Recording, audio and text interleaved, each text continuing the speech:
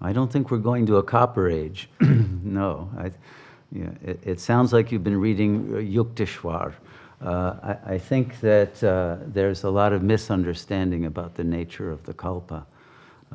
But the cycle goes from golden, silver, copper, and iron, and from iron it returns to gold.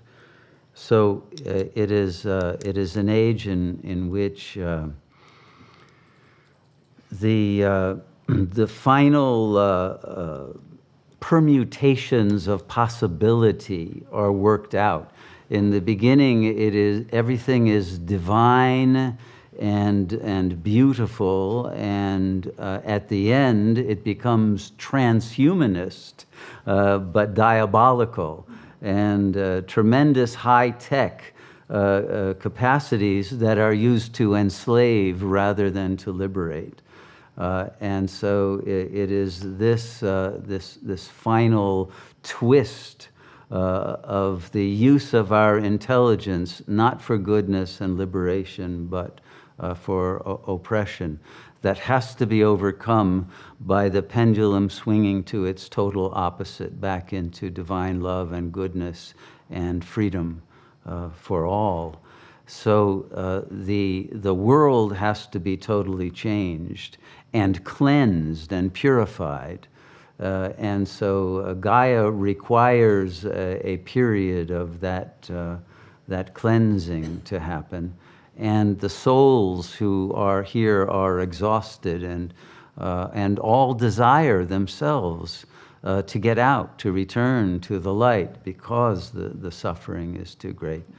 So it is the collective will that is bringing this about. It's not happening against the will of people, but it is becoming more and more the case that people are crying out for God, and God's return will bring the light of God and salvation, as I say, to all.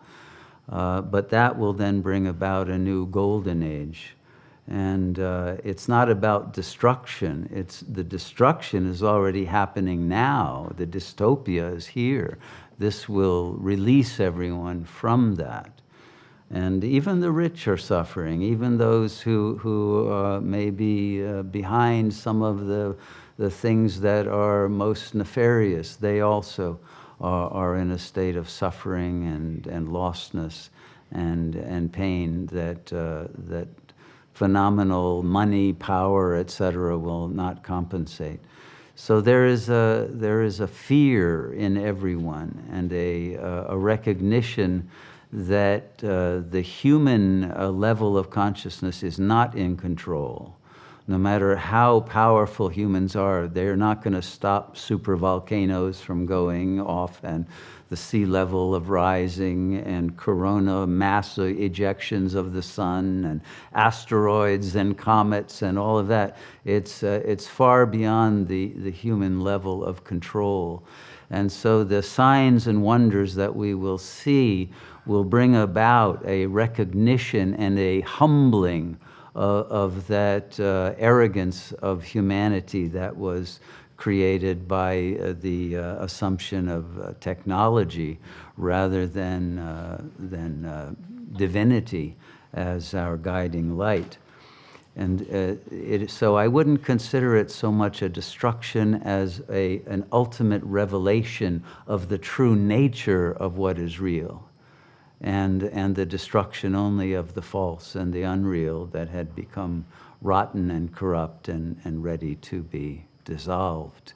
So it is all harmonious. And I think that is a very important thing to recognize, that there is nothing being imposed, that the yearning of the hearts of billions of lost souls are actually seeking, because it is God's will in benevolence to bring those who are suffering back to the light and to the bliss of God consciousness in the only way that is possible.